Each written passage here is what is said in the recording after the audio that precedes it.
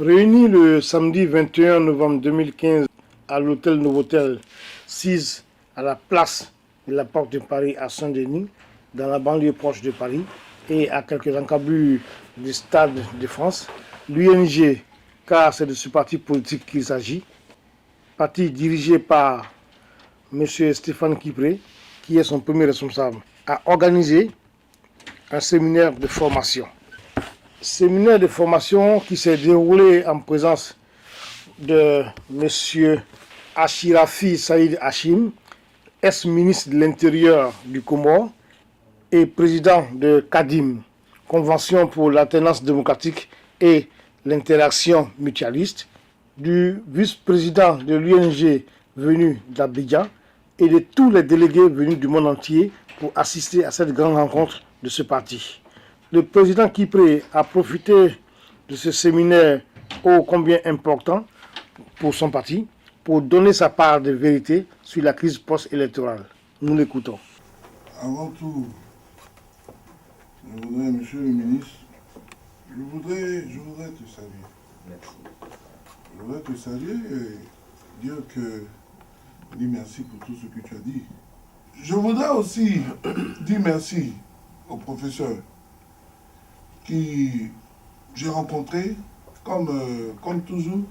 Aujourd'hui, je ferai beaucoup mon atalakou. Quand j'ai pris mon bâton de pèlerin de recrutement, quand on a dit il faut qu'on rencontre le professeur, j'ai dit au professeur que c'était à moi d'aller vers lui. Parce que l'homme politique, ce n'est pas celui vers qui on vient, c'est celui qui va vers. Chers camarades, sur la première partie de ce séminaire, la deuxième partie m'intéresse, après les deux contributions-là, pour voir comment nous avançons. Mais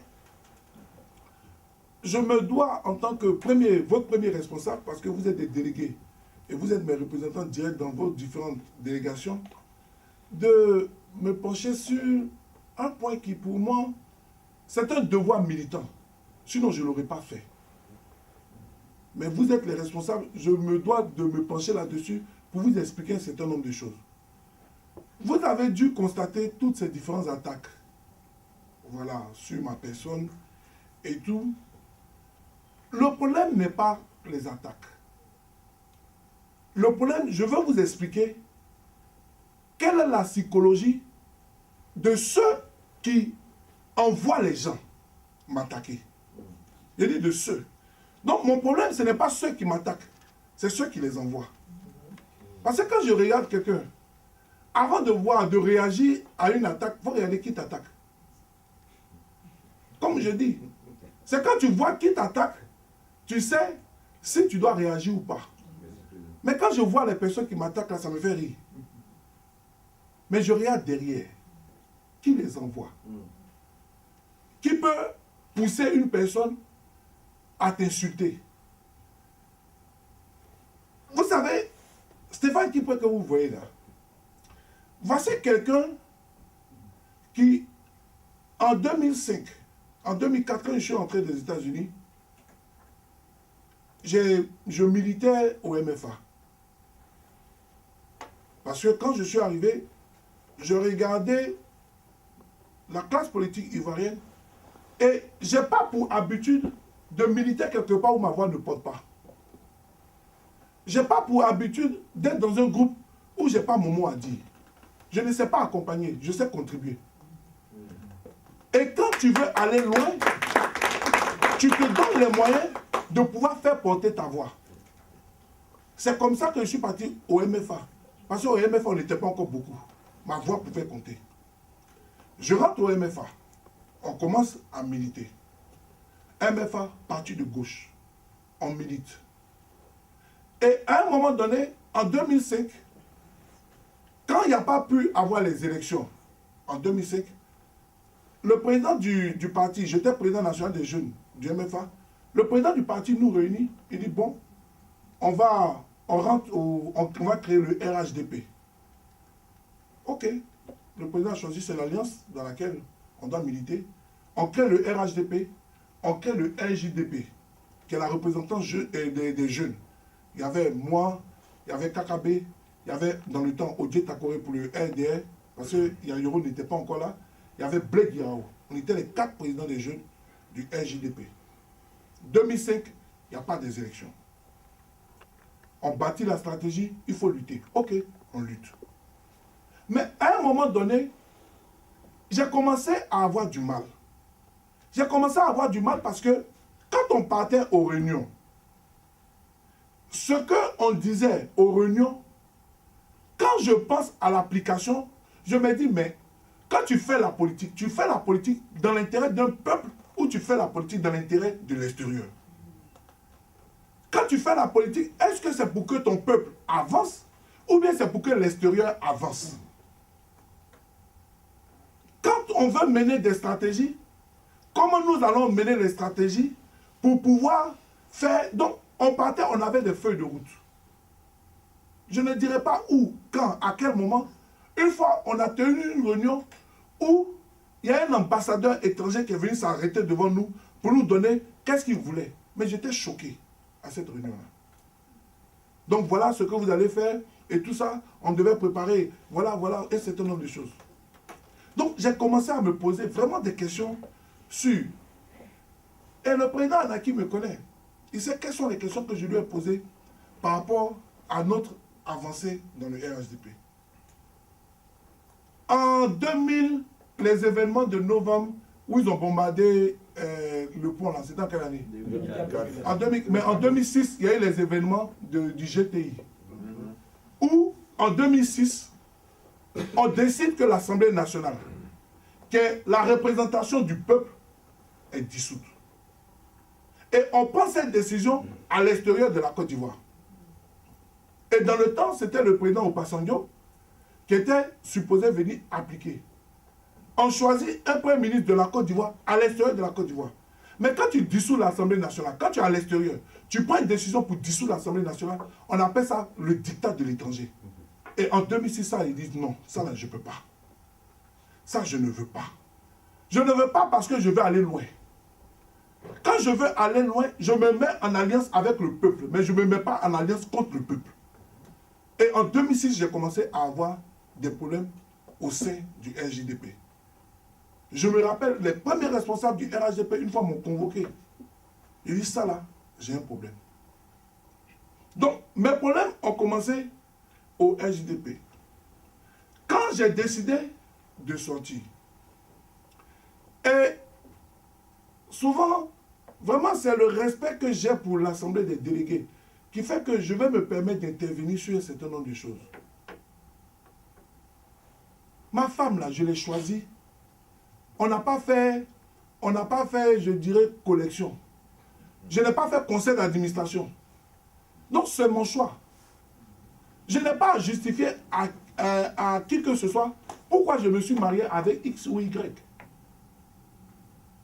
Mais, une chose est sûre, c'est que quand vous êtes 24 millions d'habitants, ce n'est pas n'importe qui marie aussi la fille du président. Ça, c'est sûr. Maintenant, ça n'est pas le problème. Je me marie. Avant ça, je crée le forum pour le renouveau du MFA. Parce que je n'étais plus d'accord avec ce que le MFA faisait. Ça, c'est en 2006. Quand je crée le forum pour le renouveau du MFA, je voulais appeler un congrès juste pour sortir le MFA du RHDP. Mais nous avons tourné. Contrairement à ce que les autres sont en train de faire. Quand tu vois que ce n'est pas bon et que vous n'arrivez plus à vous entendre, tu ne gardes pas, tu quittes avec tes idées et tu places pouvoir si tes idées sont majoritaires. On ne garde pas pour les autres. Donc, je suis sorti du MFA. Quand je suis sorti du MFA, il fallait réfléchir pour voir, moi qui veux continuer à donner ma part dans la politique ivoirienne, je fais quoi? Je vais militer là où mes convictions sont celles que je pousse actuellement, ou bien je crée un mouvement comme à cette époque était la mode, ou bien je me donne, selon les ambitions que j'ai toujours eues, je me donne les moyens de pouvoir mettre en place cela. Quand tu as des ambitions pour un pays, ce n'est pas une association de société civile, c'est un parti politique. quand tu as des ambitions pour un pays. Donc, je décide. Et j'appelle les camarades. J'étais le leader des jeunes. Le leader, ce n'est pas celui qui part seul, c'est celui qui part à un groupe. C'est ça aussi le leader. Un leader, quand il sort quelque part, quand il voit qu'il rentre seul quelque part, il faut te dire que ce n'est pas un leader. Donc, ceux avec qui je suis sorti, on fait quoi, les camarades? On réfléchit, on se met ensemble. Ok, créons un parti politique pour pouvoir mettre ensemble nos idées.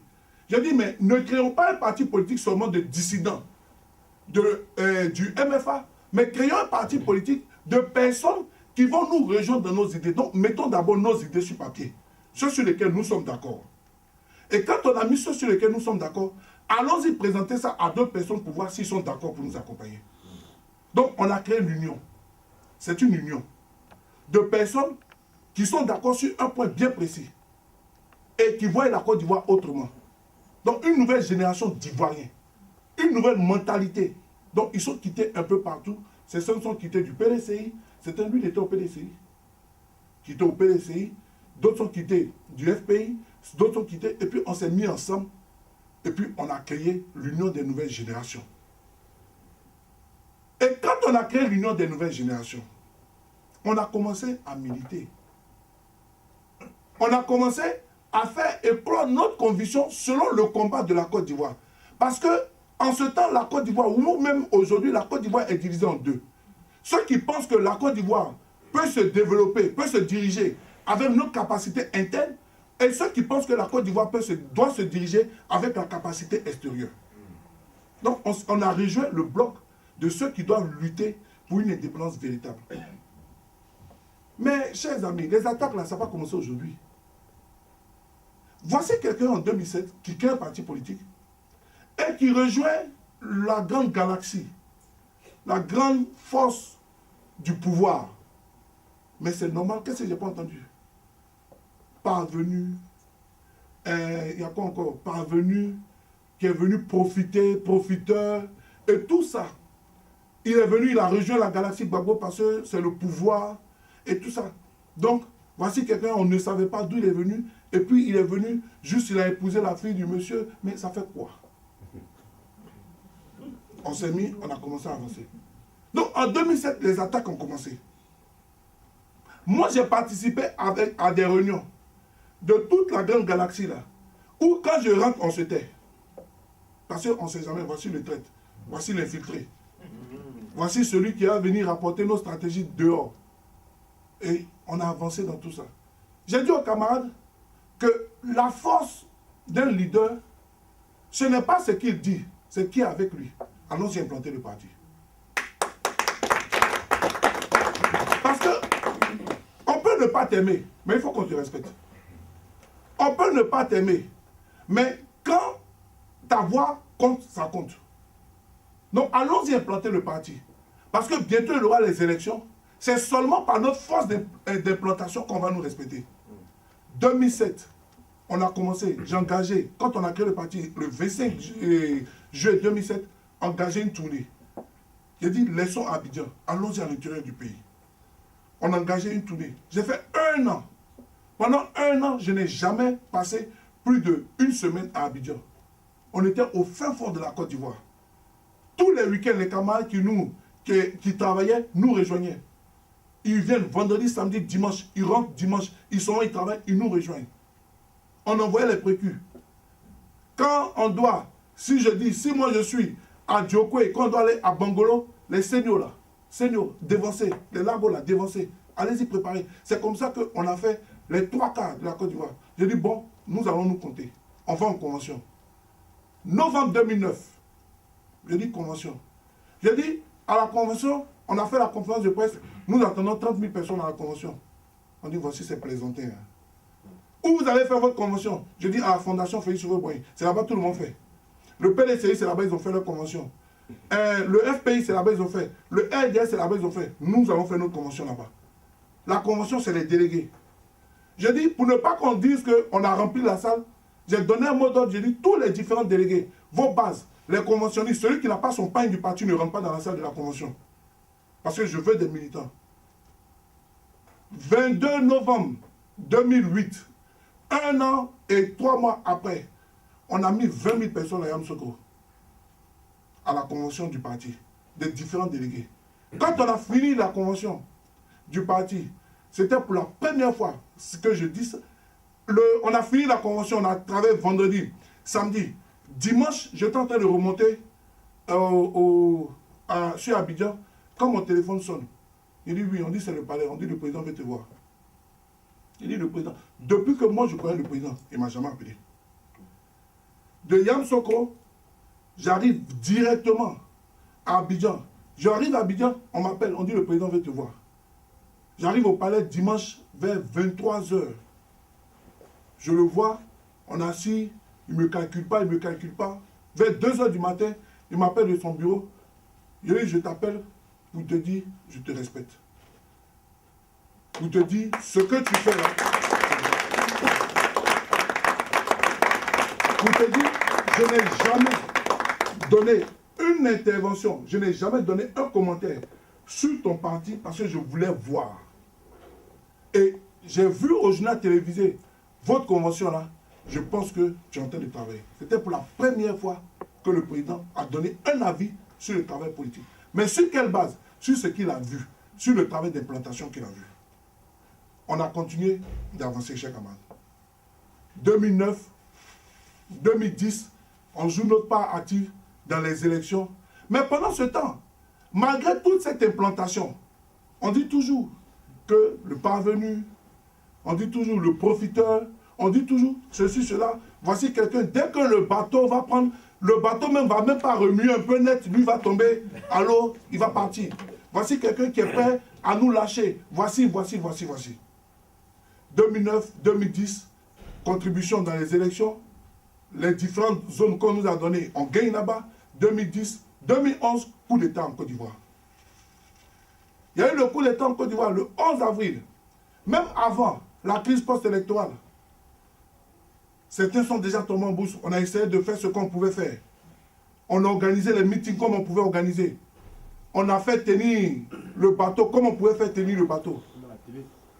On a fait ce qu'on pouvait. Quand ils ont bombardé la télé, il fallait remettre la télé en marche. On tirait dans Abidjan. Quand on est parti, je me suis en même temps nommé directeur de la RTI. J'ai pris les gens de ma cellule de communication pour rallumer la télévision ivoirienne. Quand on a fait ça, le 11 avril, quand les rebelles m'ont pris, on a fait tout. Mais dans tout ça là, le parvenu, le traître, voici quelqu'un qui est parti, qui s'apprêtait à partir, qui a fait ceci. Donc, sur mon dos, il y avait toujours le parvenu, le traître. 11 avril, le pouvoir tombe. Tout le monde s'attend à ce que le 12 avril, l'opportuniste Stéphane Kipré puisse partir. 12 avril, il est là. Il est parti en exil. 19 avril, sa femme, ses enfants, enfant de 1 an, qui a été bombardé pendant tout ce temps. 19 avril, organise les militants pour les faire sortir de Côte d'Ivoire. 19 avril, il est maire à Accra. On est dedans. Bon, il s'apprête maintenant à partir. 20 avril, on est dedans. Décembre 2011, on est dedans. Janvier 2012, on est dedans. 2013, on est dedans. Il s'arrange, tant bien que mal, aller faire le tour des différents chefs d'État qu'il connaît. La première fois qu'un groupe de tout notre camp a été reçu par un chef d'État, c'est moi qui ai organisé. Parce que j'ai cru en une personne, comme je crois au ministre, on a tissé des liens forts. Avant, quand il a été élu à Dakar, je l'ai appelé, je lui ai dit, Monsieur le Président, je n'ai rien à vous demander, mais j'ai besoin qu'on puisse écouter la véracité de l'histoire de ce qui s'est passé en Côte d'Ivoire. Monsieur le Président, reçois-nous. Je n'ai pas fait une délégation de l'UNG. J'ai fait une délégation qui était conduite par l'UFPI. Et puis je me suis fondu dans la délégation. On est parti, on a expliqué ce qui se passait en Côte d'Ivoire. Après ça, on a continué. Je suis parti en Afrique du Sud. Il a dit le pays le plus fort d'Afrique, c'est l'Afrique du Sud. Monsieur le Président, il faut que vous nous écoutez. j'ai rencontré le président Zuma pour nous écouter sur la question de la Côte d'Ivoire. 2013, on est dedans. Donc le parvenu continue de faire les tours. On prend le président, on le fait venir à La Haye. Mais le profiteur s'arrange. Le chef est à La Haye. Quand on est dans un groupe, on voit toujours, on prend toujours les orientations. Parce que celui qui veut être leader, c'est celui qui sait écouter. Celui qui veut qu'on l'écoute demain, il faut savoir aussi écouter aujourd'hui. Il faut qu'on parte voir. Je veux voir comment le patron se porte. Parce que contrairement à ce que les gens pensent, ceux qui me connaissent, moi le président, je l'appelle patron. C'est le patron. Parce que c'est celui que j'ai choisi de suivre. Je n'ai pas, dans la vie, tu ne peux pas avoir plusieurs, voilà. Il y a ton père qui te met au monde. Pour ceux qui sont musulmans ou chrétiens, il y a ton père spirituel. Et puis, il y a ton mentor. C'est comme ça dans la vie. Mais pour moi, là, c'est Gbagbo. On s'arrange à continuer d'aller le voir. À continuer d'aller le voir. Mais le problème qui se passe, c'est que quand tu attends quelqu'un quelque part, et tu vois que la personne ne va pas où tu l'attends, mais ça te fait mal. Si tu attends quelqu'un de pouvoir faire quelque chose, quand tu ne le fais pas, ça te fait mal. Donc, on a continué de mener le combat. On a continué de pouvoir rester fidèle à une ligne. Mais ceux qui disaient hier, les fidèles des fidèles, ils sont où aujourd'hui? Faisons le point. Ceux qui appelaient l'autre hier, parvenus, profiteurs, mais ils sont où aujourd'hui? C'est là la question. Donc quand vous voyez qu'une personne qu'on attendait être la première personne à partir ne part pas, c'est ça qui justifie, ça fait mal. L'Africain ne sait pas reconnaître qu'il s'est trompé. L'Africain ne sait que dire les mauvaises choses. On m'attaque parce que je suis resté fidèle. C'est pour ça qu'on m'attaque. On m'attaque parce que je pense que ce qu'il faut à la Côte d'Ivoire, c'est la politique, je dirais, d'indépendance que Gbagbo est en train de prôner. On m'attaque parce que je ne marche pas comme il pensait que j'allais marcher. Et quand on t'attaque, si tu es dans la vérité, on utilise le mensonge pour t'attaquer. J'attends qu'on puisse me juger. Est-ce que oui ou non, j'ai abandonné le combat? Jugez-moi sur ça. Est-ce que oui ou non, je pense que le combat dans lequel nous sommes dans la vérité? Jugez-moi sur ça.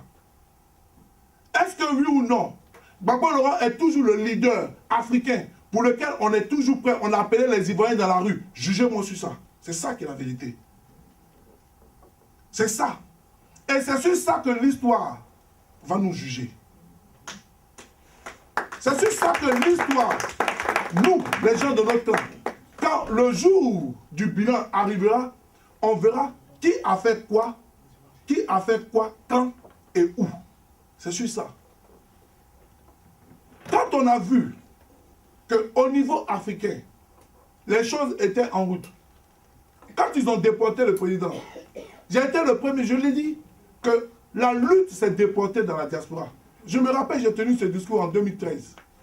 J'ai dit aux Ivoiriens de la diaspora, en faisant venir Gbagbo ici, on vous a fait la passe du combat. Nous, notre rôle, c'est de venir vous aider. Nous, on l'a fait pour nous, de venir vous accompagner dans ce combat-là. De venir vous accompagner dans ce combat. J'ai rejoint les gens dans la rue, ici à Paris.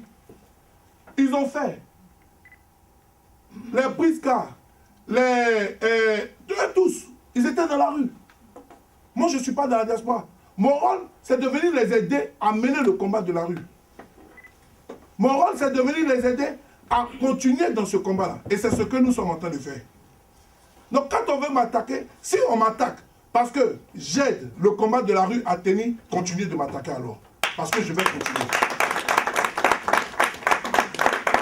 Donc, pensant que, en m'attaquant, je vais arrêter. Et je ne vais pas arrêter. Je ne vais pas arrêter. Mais ce que je ne vais pas laisser, et que je ne laisserai plus, celui qui attaque ma famille va me trouver sur sa route. Tu veux m'attaquer, attaque-moi sur les questions politiques. Tu veux m'attaquer, attaque-moi sur ma conviction. Mets ma famille de côté. Mets ma femme et mes enfants de côté. Parce que je ne permettrai pas cela. Ma femme, on en parle. Mais quand tu es la fille de Gbagbo, Laurent Gbagbo, de Simone Gbagbo, ce n'est pas ça qui te fait peur. Parce que tu sais, tu as grandi dans ça. Souvent, quand on parle, elle me dit, mais c'est si ça n'arrivait pas que j'allais me poser des questions. Mais elle me dit, mon mari, si on ne t'attaquait pas, j'allais savoir si la route que tu as prise là, c'était vraiment... Elle dit, donc à chaque fois qu'on t'attaque, je sais que tu es sur la bonne route. Donc continue comme ça. Et donc, à partir de ce moment, moi, je suis solide. Parce que je sais que je suis dans la vérité et je sais que ce combat-là, il va aboutir. Donc, ceux qui envoient les gens pour m'attaquer là, changez de stratégie parce que ça ne marchera pas. Je l'ai dit. Stéphane Kipre n'a jamais travaillé dans un seul bureau de l'État de Côte d'Ivoire. Non. Ceux qui ont été premiers ministres, ceux qui ont été DG, on les connaît. On les connaît. C'est celui qui ne connaît pas l'argent qui peut penser que quelqu'un qui fuit prend l'argent pour fuir. J'entends des gens, c'est celui qui ne connaît pas l'argent, franc CFA, qui peut penser que quelqu'un peut porter 1 milliard, 2 milliards, 3 milliards de francs CFA. C'est celui qui ne connaît pas. Mais l'argent, là, camarade, on ne donne pas, ça se gagne. Ça se gagne. Et on ne peut pas continuer. Si nous voulons une Côte d'Ivoire développée, il va falloir apprendre aux Ivoiriens à gagner de l'argent. Il va apprendre aux Ivoiriens à comprendre que celui qui donne est toujours au-dessus. C'est quand tu vas commencer à gagner que tu vas te faire respecter. C'est pour ça que je refuse d'abandonner ma casquette professionnelle pour faire seulement de la politique. Pour moi, aujourd'hui, en 2015, le monde dans lequel nous sommes, la politique et les affaires, ce sont les jambes d'un même corps. C'est pour ça que je continue. C'est pour comprendre pourquoi les gens de demain, quand je leur dirai qu'il est possible de nous faire des prêts à taux préférentiel, je sais de quoi je parle. Parce que j'ai travaillé et j'ai fait toujours des prêts à des institutions. Quand je dis que je ne veux plus que le FMI nous donne de l'argent, mais il est capable aujourd'hui d'aller prendre de l'argent ailleurs, je sais, parce que je travaille dedans. Je travaille. Ici, si je pose la question, à savoir, à quelle heure qui a dormi? On va me dire non, on a dormi à 23h minuit. Mes collaborateurs me connaissent. Je dors tous les jours à 5h du matin. Pourquoi? Parce que l'institution pour laquelle je travaille est en Asie. Il y a un décalage horaire. Il y a 8 heures de décalage horaire. Donc je suis obligé d'ouvrir nos bureaux en Asie. Parce que tant qu'ils ne m'ont pas écouté pour voir les grandes orientations de placement sur les plateformes, ils ne font pas. Donc je travaille qu'à 5h du matin. Parce que quand il est 5h là-bas, c'est là-bas maintenant. Quand il est 5h du matin, ils ouvrent là-bas. Mais quand j'ai fini de travailler qu'à 5h du matin, et qu'à partir de midi, on m'appelle pour me parler de questions politiques, et qu'à 18h, je dois parler à mes enfants pour qu'ils partent se coucher, je pense que quand je gagne de l'argent aussi, je mérite l'argent que je gagne. Je pense que je mérite l'argent pour lequel je gagne. Mais les gens ne comprennent pas que la conviction se nourrit. Les gens ne comprennent pas qu'aucun combat ne peut se gagner aujourd'hui sans une force humaine. Nous avons la force humaine. Mais il nous faut la force financière. Les gens ne comprennent pas que celui qui donne, ce n'est pas parce qu'il est bête. C'est parce qu'il croit en son combat. Les gens ne comprennent pas que tu peux avoir 10, donner 1 à Dieu, et puis donner 7 pour pouvoir faire aboutir ce combat. Je crois en ce combat-là. Si notre combat n'aboutit pas, la Côte d'Ivoire ne sera pas Côte d'Ivoire. Si notre combat n'aboutit pas, on risque d'avoir un pays où c'est les armes qui arrivent à diriger la Côte d'Ivoire. Voilà pourquoi le combat de Gbagbo doit aboutir. Voilà pourquoi nous qui existons à cause de Gbagbo, nous devons donner notre force humaine, notre force intellectuelle et notre force financière pour pouvoir faire aboutir ce combat-là. Et c'est ce que je fais. Je fais ma part. Et chacun fait sa part. Les Ivoiriens qui laissent ce qu'ils ont à faire pour aller dans les rues, ils font leur part. Quand nous disons, allons-y soutenir le président à la haie, même si nous mettons les cartes gratuitement, mais ils laissent leur dossier pour nous aller soutenir le président. Ils font leur part. Quand on va voir le président à la haie, et puis il est digne, étant dans une cellule, il fait sa part. Quand tous ceux qui sont prisonniers politiques en Côte d'Ivoire font leur part, ils sont dignes. Nous devons être dignes. Et nous devons donner ce que nous avons pour faire aboutir ce combat. Je crois à mon combat. Je crois en la Côte d'Ivoire. Je crois au combat de Gbagbo Laurent. Je me donne corps, âme, esprit et argent pour faire aboutir ce combat-là. Et je le ferai. Je le ferai. Et personne ne pourra m'arrêter à cela. Donc, chers camarades délégués, soyez calmes. On n'a jamais attaqué quelqu'un qui n'est pas important. Le plus important, c'est ne pas qu'on t'ignore. Quand on t'ignore, c'est que tu n'existes pas. Il y a un collaborateur avec qui je travaille sur les questions communication, tout ça. Il est arrivé et dit non, président, tu as fini ça. Je dis pourquoi?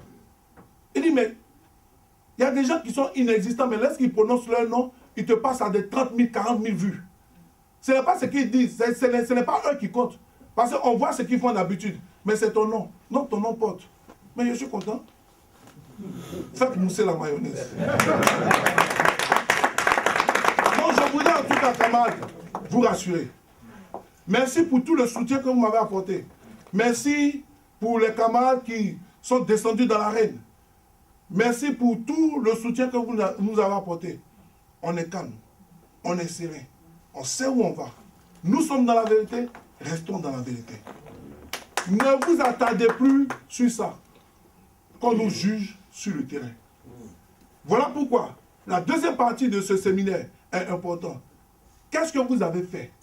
Le bilan. Quelles ont été les difficultés? Quels étaient les objectifs? Pourquoi on a atteint, pourquoi on n'a pas atteint? Et comment est-ce que nous allons faire pour pouvoir avancer? C'est ça. C'est sur ça que la Côte d'Ivoire nous attend. C'est pour ça que je salue encore les interventions. C'est pour ça qu'il faut que demain, on gagne ce combat-là pour que chacun puisse s'asseoir pour dire, économie, voilà ce que je pense de la Côte d'Ivoire. On parle sans savoir. On parle sans connaître. On parle pour parler. Restons calmes. Restons sereins. Je reste debout. Je reste fort. Restez fort. Restez debout. Parce que ce combat-là, nous allons le mener. Nous allons le gagner. Que Dieu vous bénisse.